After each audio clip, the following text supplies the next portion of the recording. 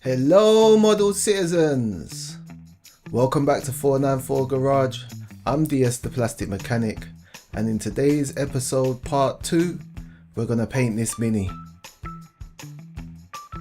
Now this is a 7.5cm miniature, so he works out at exactly 6 feet tall in the 1/24th scale universe.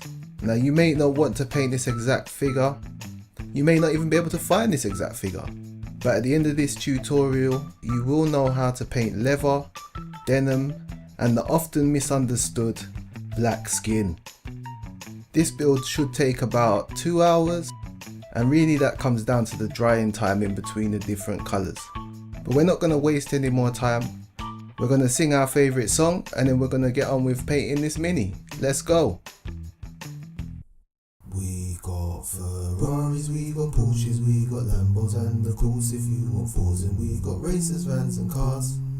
Chevys, JDMs, Mercedes, British bikes, the crazy 80s, and there's so much more at 494 Garage. La la la la la la la la la la la la la la la la la la la la. La la la la la la la la la la la la la. Now to achieve the same results as me, you're basically going to need 4 colours. A black, a green brown, an orange brown and a beigey colour. I'm using Vallejo game colour paints, but that's not required. I'm also using off-white and metal medium from the Vallejo model colour range. All of the shades and tones are going to be produced using washes, so I'm using various colours from the Vallejo game colour wash range. To protect the paintwork after it's finished and in between coats, I'm going to be using varnishes. I'm using Montana's Brilliant Gloss and their matte varnish. Now I'm not going to use these straight out the can. I've decanted them into a bottle and left them overnight, so I'm going to spray those through an airbrush. To bring the paint down to the right thinness, I'm going to use airbrush medium and flow aids, both by Liquitex Professional. And I'm going to put everything over a base of Vallejo's gloss black primer. Now the techniques are pretty simple, but it does require a lot of masking. So I've got 2 types of tape, a thin tape and a bigger wider coverage tape, and some masking fluid. I'm using Humbro Masco, but again any brand will do. Before starting, I've mixed up batches of my 3 main colours. These are basically 60% airbrush medium with a little bit of flow aid, and the rest is paint. This is far more than I'm going to need to do one model. I could probably do 100 models with this amount of paint. But I can easily tint to different shades and produce different skin tones from this bait. So the first thing I'm doing is customizing my model a little bit. It's a nice model, but I still prefer to think of it as a base. I'm careful at this point not to make any unnecessary marks into the resin, because it will be seen and it's very hard to sand resin at that scale. I'm not sanding in between his fingers.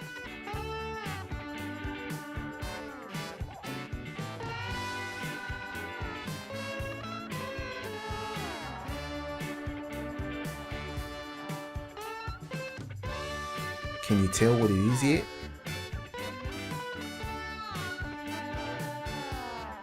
Next, this onto a base of primer. Now I'm trying to spray this thinly, and because this primer dries so quickly, by the time I've painted one area, another area is ready to be painted, and then that area is drying and I'm onto the next area, and you get what I mean.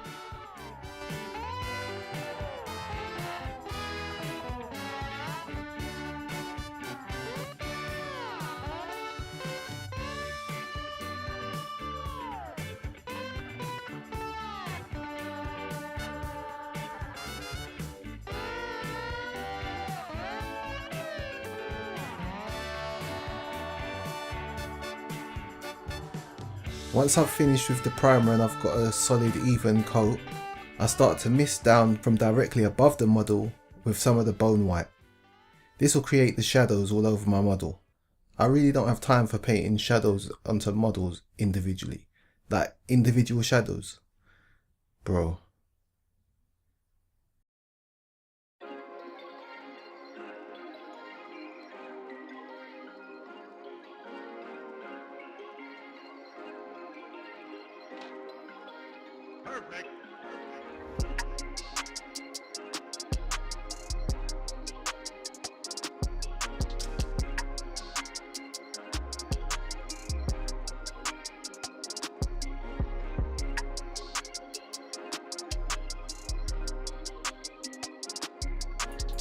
Next we're going straight into the face and dealing with the eyes. Because we've got a black base across the eyes already, I'm simply painting the whites and leaving a black pupil in the middle. Now this is quite small, but I've got a magnifying glass and it's amazing how much help a magnifying glass can give. It doesn't matter how much you get it all over the face, as long as you don't get it into that single pupil, everything else will just work out.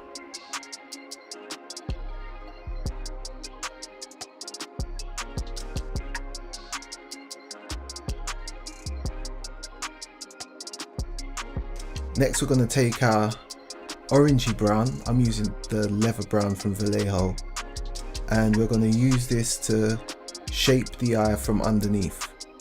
Again, a fixed magnifying glass will make this a lot easier than you'd think.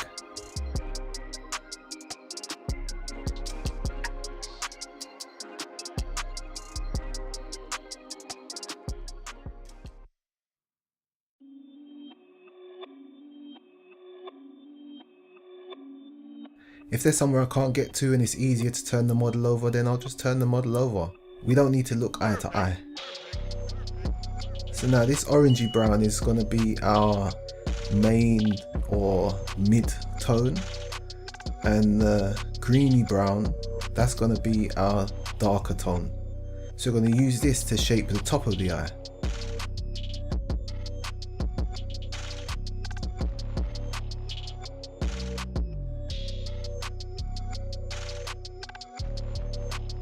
So we've got the main tone under the eye, the darker tone above the eye, and a good pupil in the middle.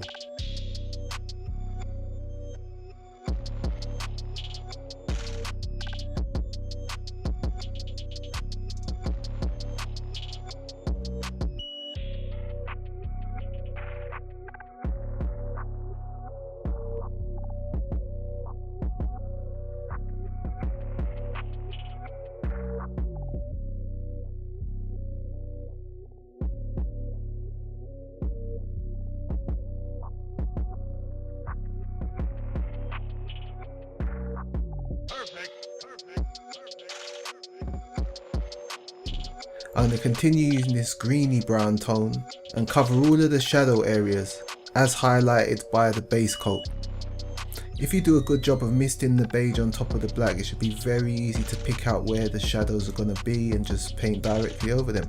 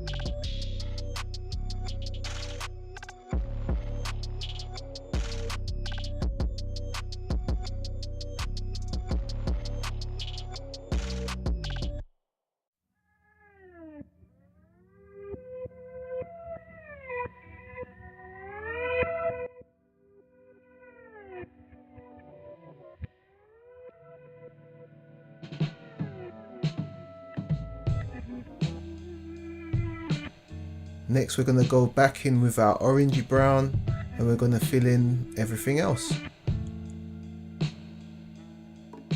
Most black people have at least two different tones within the skin colour rather than highlights and lowlights.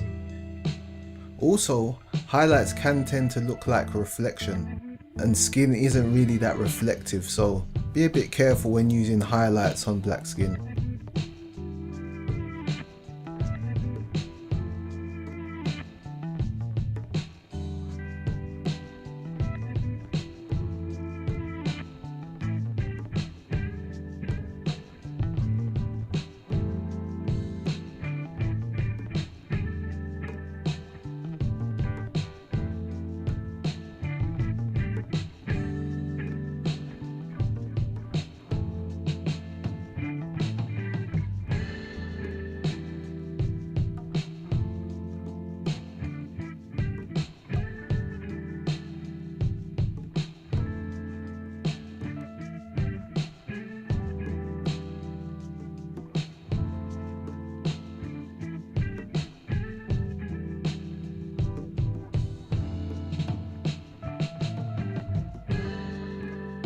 I'm going to do all of the dark areas on the hand.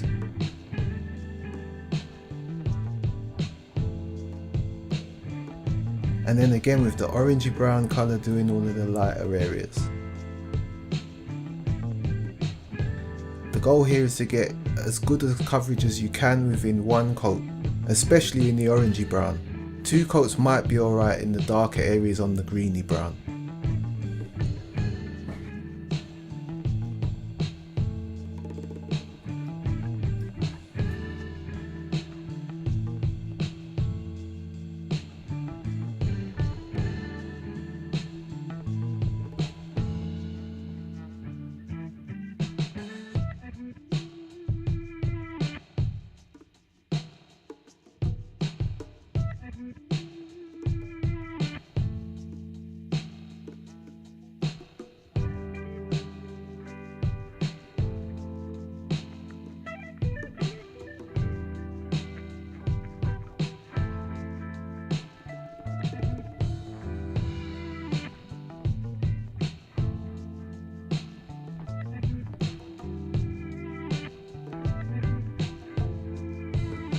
Next we're onto the hair, and at this stage that's just painted black.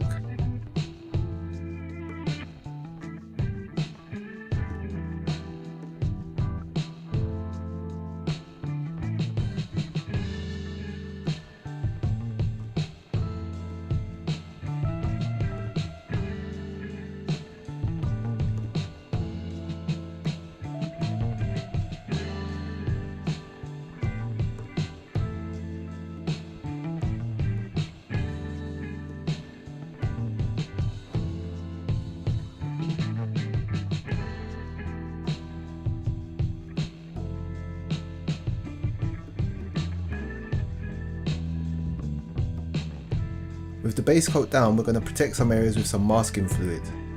This goes on liquid but dries solid, so I'll be able to paint over the top and peel this away without damaging the paint underneath. It's much easier to put this on with a brush, but I don't want to ruin a brush every time I use this stuff, so I'm using a toothpick. Blobbing it on is fine, you just need to wait a little longer for it to dry.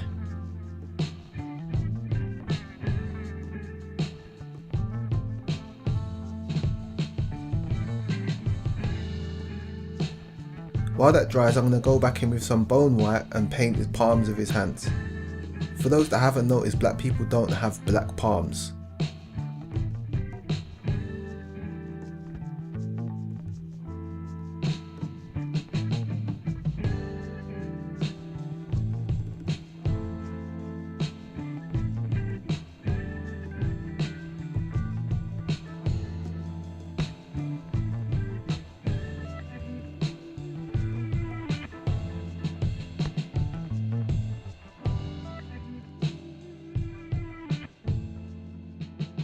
Finally, we're going to put on the highlight, and again this is the bone white at extremely low pressure and an extremely light spray.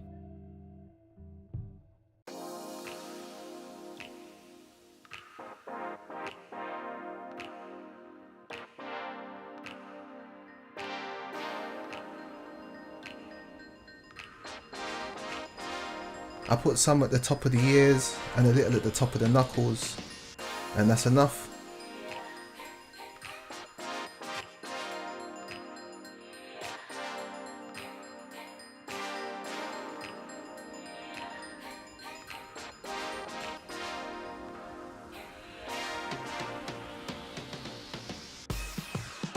Next I can remove the mask off.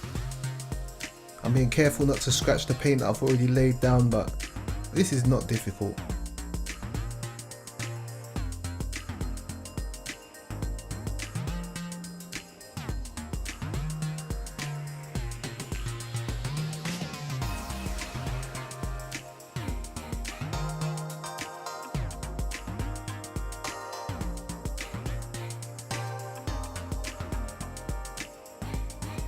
Next I'm going to go back again with the greenish brown and really make sure of my shadows.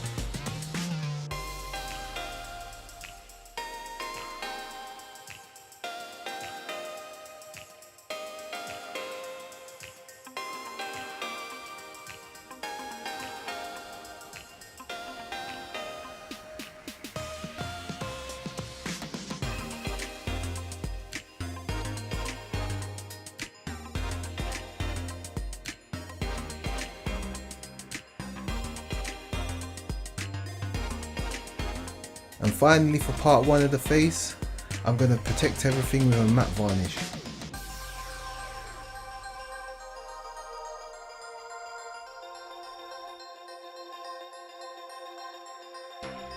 Now everything's protected and I'm happy about handling him, I'm just going to correct his eye shape a little bit, make them a little smaller with a little bit of my orangey brown.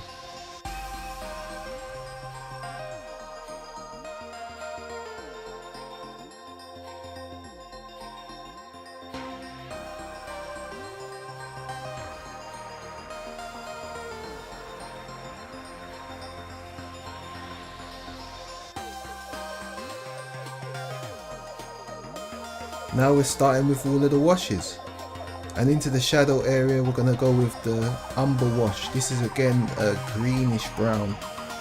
This umber wash goes onto all of the dark areas, all the areas that have been previously painted with the greeny brown.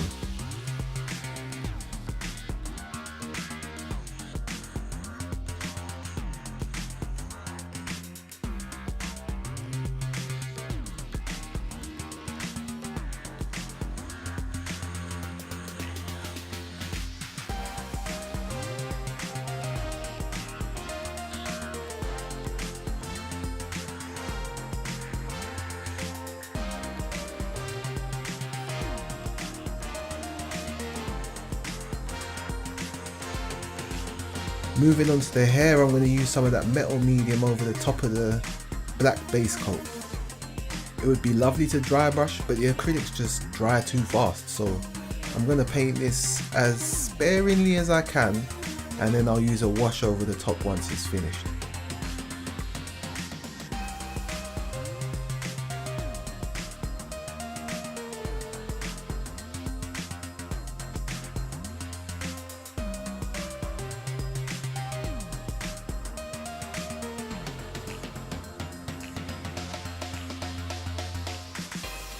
Back to the masking fluid, and we're getting ready to put a wash over the face and the hands and arms so the eyes and the hair get covered up once again.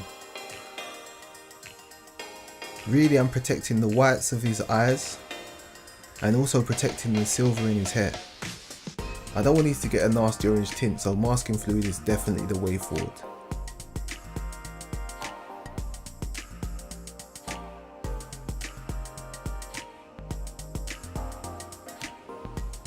It's best to put the masking fluid in the middle of where you want it to go and then push it out to the edges. It flows quite easily.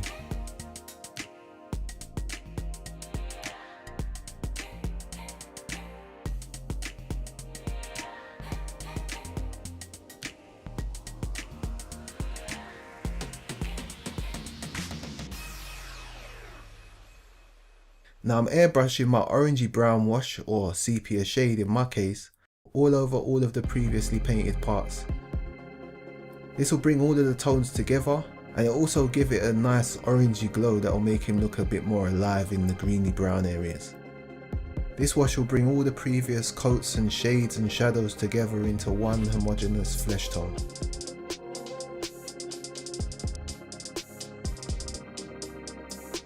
Now washes will go glossy if they're left to pool, so this is definitely about having a very thin coat and building up the colour slowly.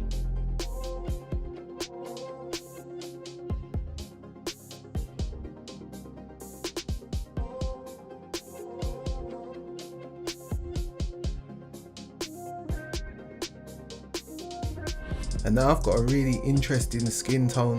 It's not cartoonish, it's not monotone, and with a little bit of sepia shade to blend the place where it was covered by the maskell, I'm kind of happy with that.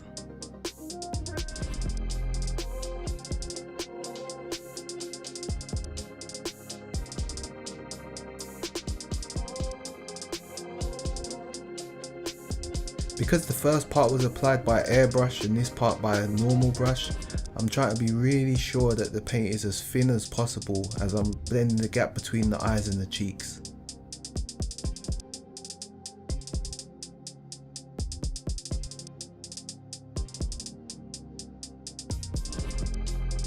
Again, I don't want this to pull up and become shiny, so even though it's with a brush, I'm really trying to keep it flat and keep it thin. sole thing. In fact, I end up doing this a couple of times to get it really blended.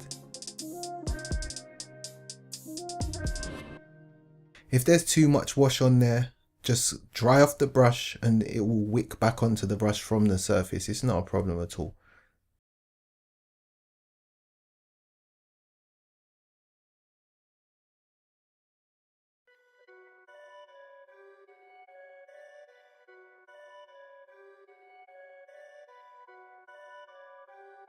We can call that stage 1 of the face finished. So we're going to give that a coat of matte varnish. Now the wash has been completed, it's back to the masking fluid.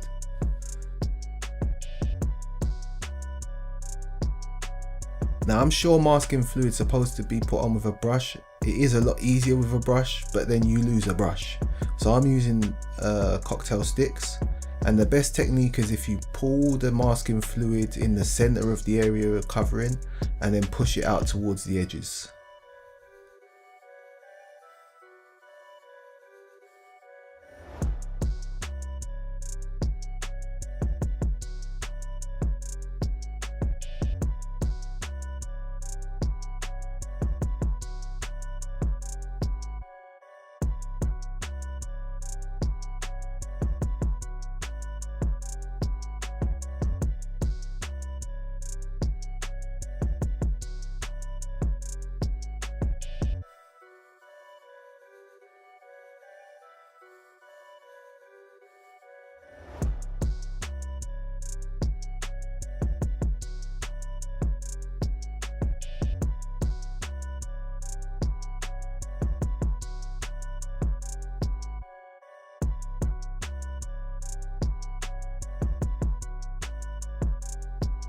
I'm also covering up his shoes at this point because straight after the jacket we're going to get into the jeans, and either way I don't want any overspray going onto the shoes and spoiling our base coat.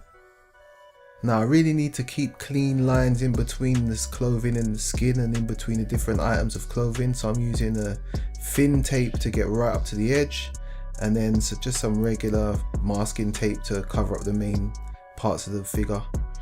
Masking fluid over the top though, that's the important part, to make sure that no paint blows down and underneath the masking tape. Also, taking some of the tackiness off of your masking tape might be a good idea, because you don't want to pull any of the base coat off with the masking tape.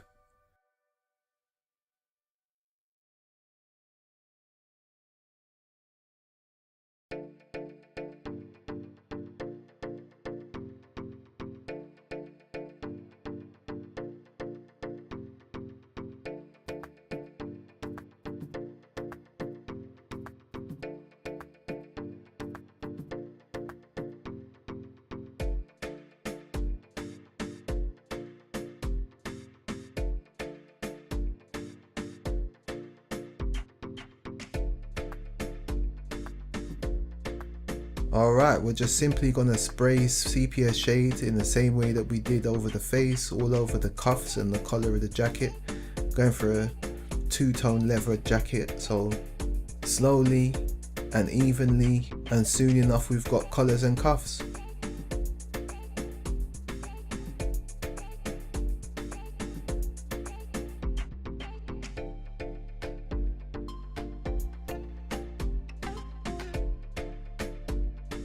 The wash really isn't pigmented strongly, so you should still be able to see the shadows through the wash, even after doing 4, 5, 6 layers of wash.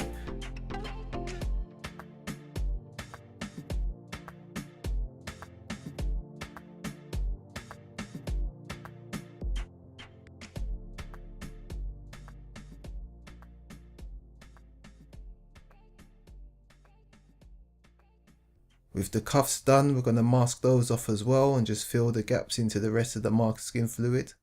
And we're going to use tape again to make sure of those crispy lines.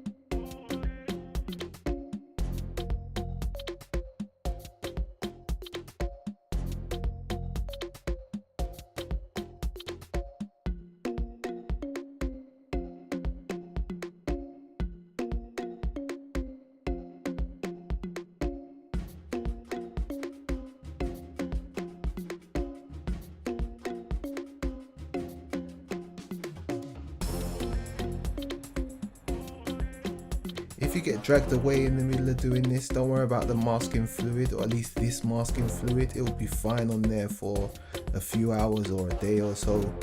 After that, however, it gets a bit tricky, so try to make sure that you put masking fluid on at a time when you know that you can finish the job and take that fluid back off again before it really gets stuck into wherever you've put it over.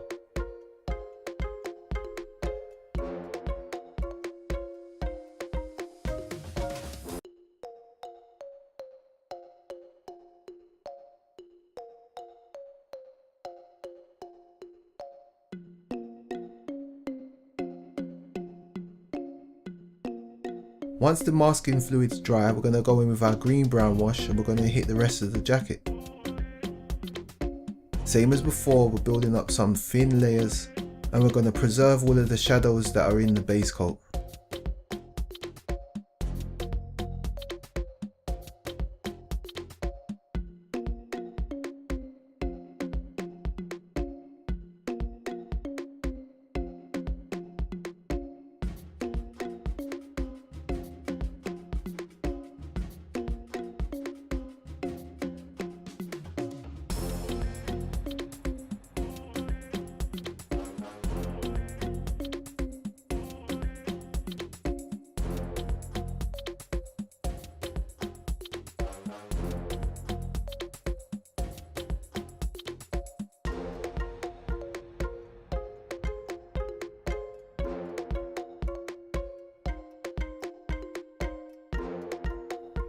Now, as this is where the figure's most likely to get picked up from, around the shoulders and the arms, I'm going to hit this with 2 coats of Montana varnish. This stuff is super resistant, like you can you could try to scratch it with your keys after you've sprayed it with this. It's really solid. It does look a bit dusty, however, so once it's protected, I'll give it another coat of the wash and just bring back the vibrancy of the colour.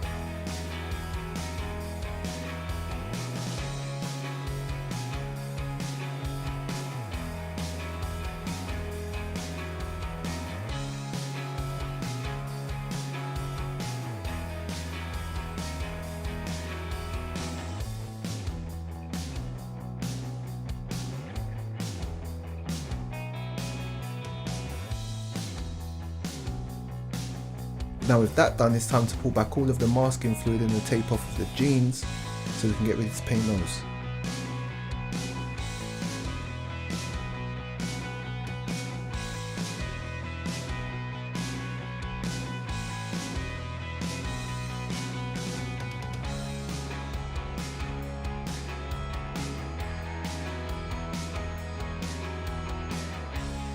I'm going to brush on a little bit more of the umber wash over the epaulets on the shoulders, I think they're called epaulets, and the front pockets on his jacket, just to make these a little bit darker, so there's, even within one tone of leather, there's different shades within the tones and tones within the shades, so I'm going to make these pockets a little bit darker. Again, try not to put too much of this wash on and leave it shiny.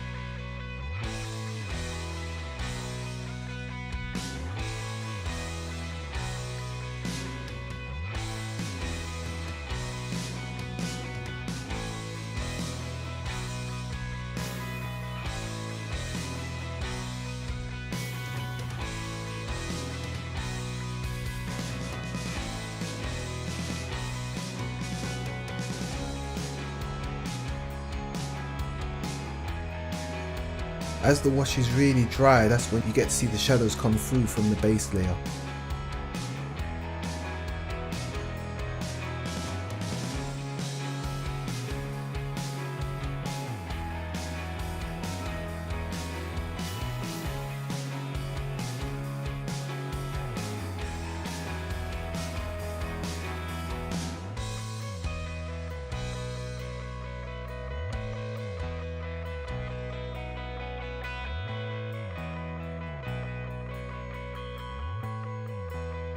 And just a quick pointer about letting your paint dry between coats. I got some of this silver from his buttons onto the leather jacket.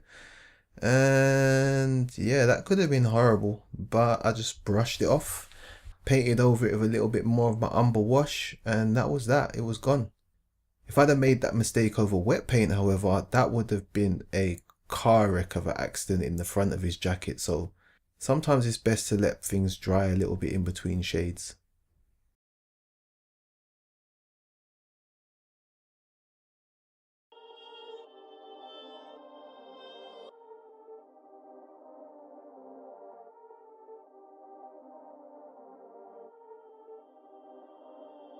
Perfect.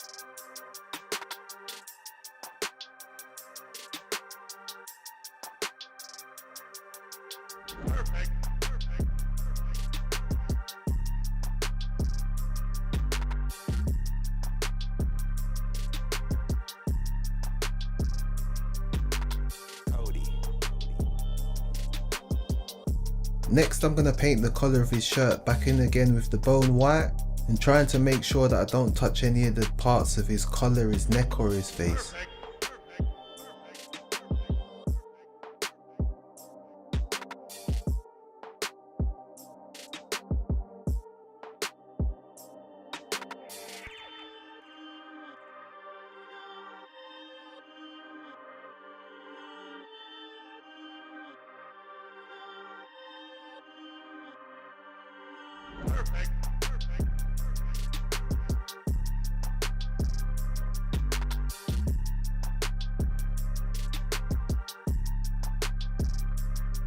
And then it's his tie with some red wash. Basing everything in the bone white and then being able to wash over the top of everything really is my go-to from now on. Maybe not just over bone white, but using washes over light colours is such an efficient way to pull shadows.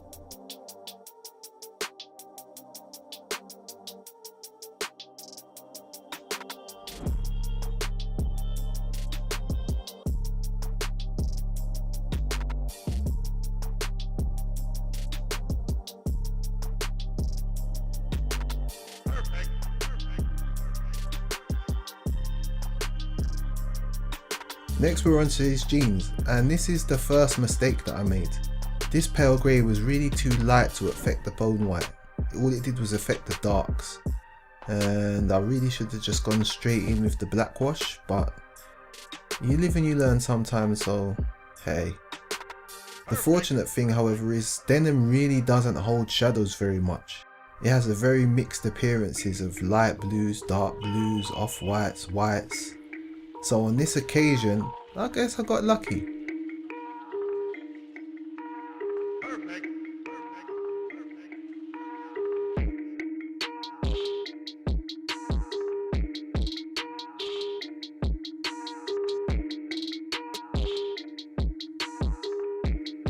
Anyway, with the black wash over the top and keeping everything as thin and even as I can to avoid any pooling, I finally got to the level of darkness that I wanted, and then I could go ahead and brush on some matte varnish.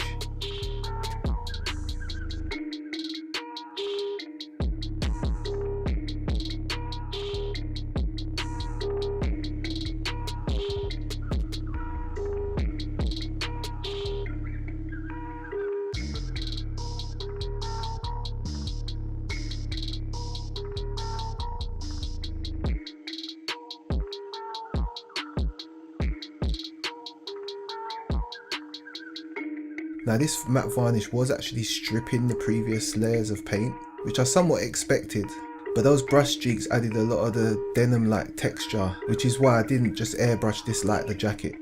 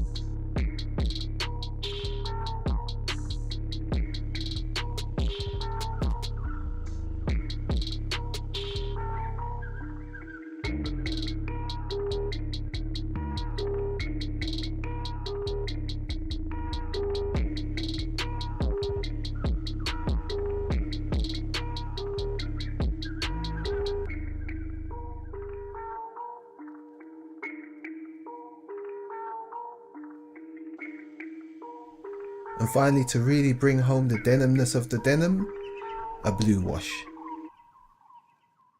Again, I can't stress it enough. This is just keep it thin, keep it thin. One coat would be fine because it's only just going to tint the colour.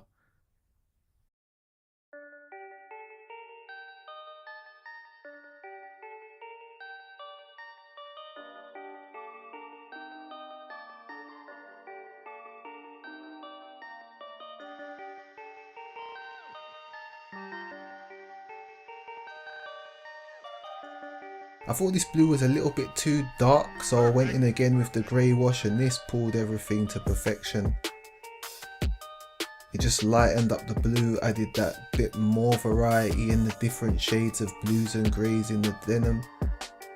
And all I had to do was make sure that it didn't pull anywhere, because the grey would have turned lighter in anywhere where it pulled. So just get a nice even coat on everything and these denims are done.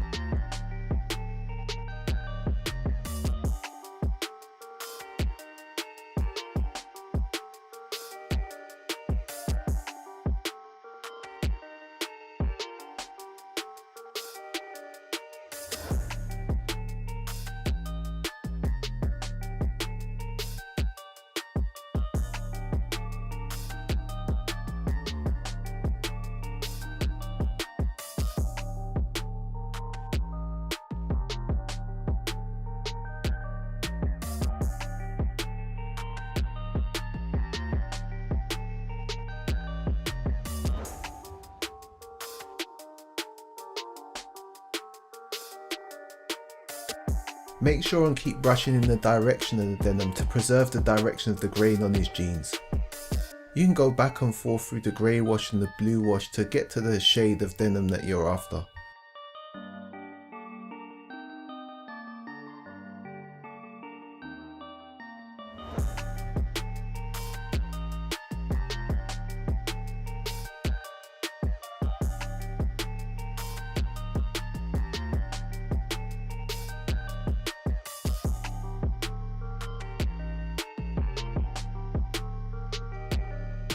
With the jeans done, we're onto the shoes, and I went one step over with the shoes. I mixed up a special colour.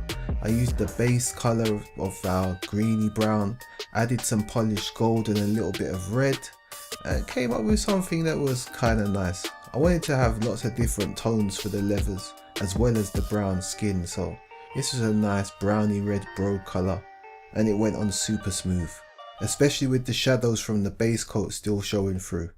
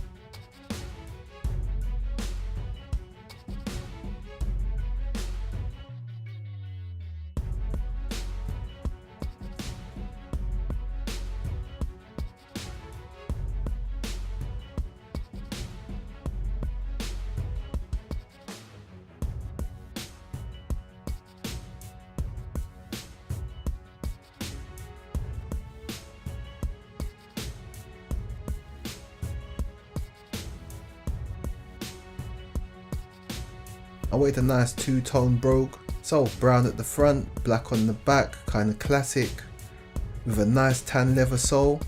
Yeah.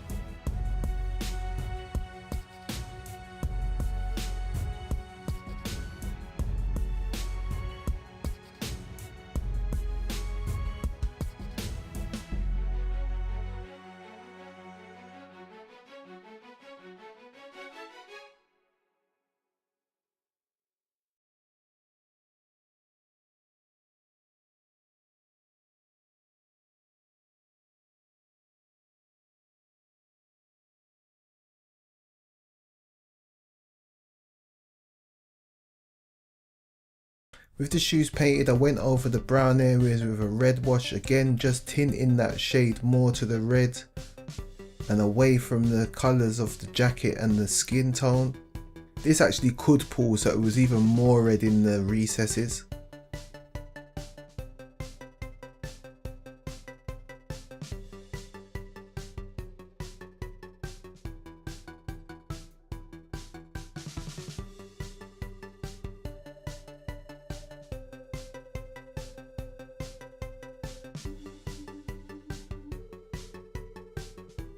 And then I hit a gloss, because obviously with shoes like this they need to be shiny, right? Now I put on the masking fluid really thick at this stage because I've been building this for like 2-3 hours and I was so close and I really wanted to get to the end, and I know you should never do that.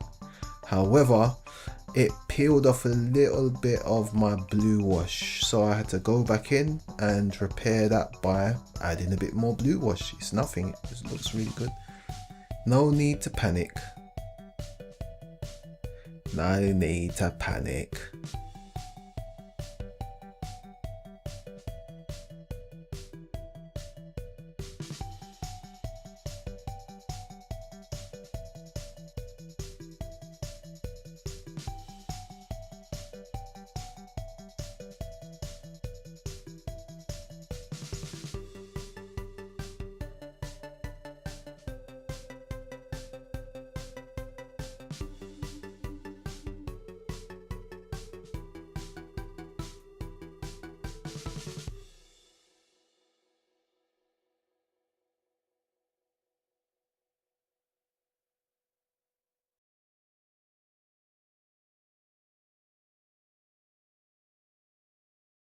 A little touch of this wood colour around the sides of his soles, and this one is just about done.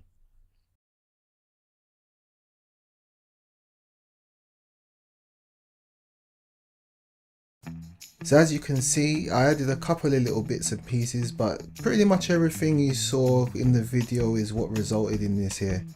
I've added some fingernails with a little bit more of that bone white mixed with some off-white. I added some matte across the soles just to separate the gloss of the shoes from everything else on the figure. I added that black wash to his hair, so he's got that real shimmer going on. And yeah, I had to do it. That cigarette. I think we got a boss man. 494 Garage's first diorama character, Boss Man. Anyway, this guy's finished, but he needs somewhere to sit inside, or maybe stand outside. So in the next episode, we're going to get back on with our Fujimi 28 remix, and we're one step closer. Don't forget to subscribe, don't forget to like. If you on this thing, don't forget to share. And I'll catch you in the next one. It's DS. I'm gone.